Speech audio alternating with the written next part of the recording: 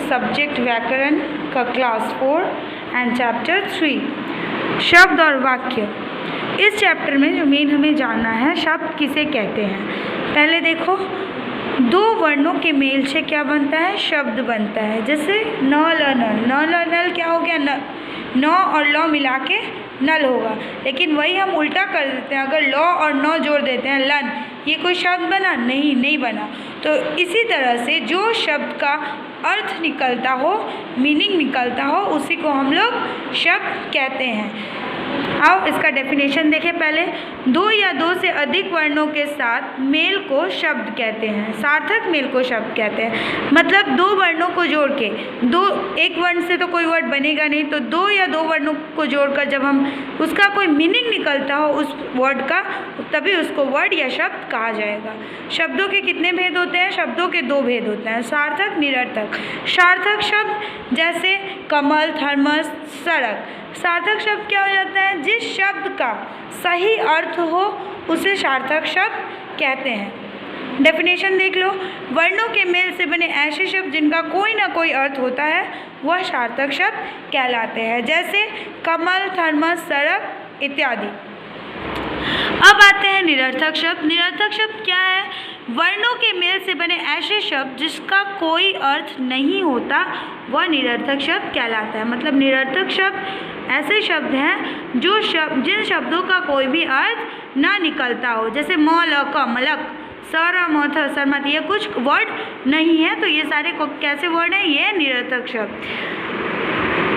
अब देखो, वर्ण एवं शब्द में अंतर क्या है। वर्ण भाषा की सबसे छोटी इकाई है तथा इसके टुकड़े नहीं किए जा सकते। जैसे अ, आ, ई, क, ख, ग, ये सब। जबकि वर्णों के योग से शब्द बनाए जाते हैं और इसके टुकड़े भी किए जा सकते हैं। अर्थात वर्ण को हम लोग तोड़ नहीं सकते, लेकिन शब्दों को हम लोग क्या कर सकते हैं? तोड़ सकते हैं। जैसे छाता, छ अलग कर सकते हैं, उसमें से आ की मात्रा हटा देंगे, छ, आ, फिर तो, फिर आ। तो ये सब हम लोग क्या कर सकते हैं? वर्ड को, शब्द को तोड़ सकते हैं। अब आते हैं वाक्य।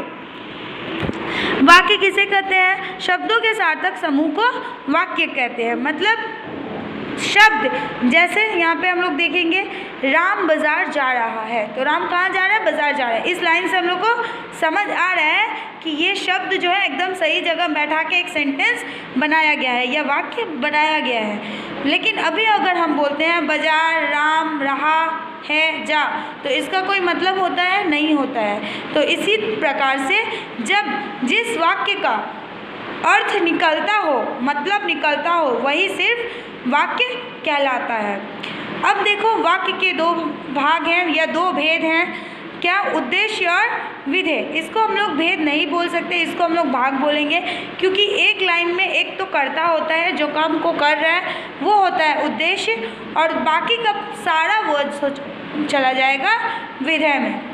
अब ध्यान से देखो, वाक्य क्या है? पिताजी अखबार पढ़ रहे हैं, ये एक सार्थक वर्ड माने सेंटेंस है। तो इसका उद्देश्य, इसके कर्ता कौन है? पिताजी। और अखबार पढ़ रहे हैं, ये हो गया तुम्हारा विधेय यानी प्रेडिकेट। माँ खाना बना रही है, माँ हो गई यहाँ पे उद्देश्य, सब्जेक्ट कौन है? माँ, और विधेय यानी प्रेडिकेट हो गया खाना बना रही है। तो इसी प्रकार से इस चैप्टर को पढ़ना है।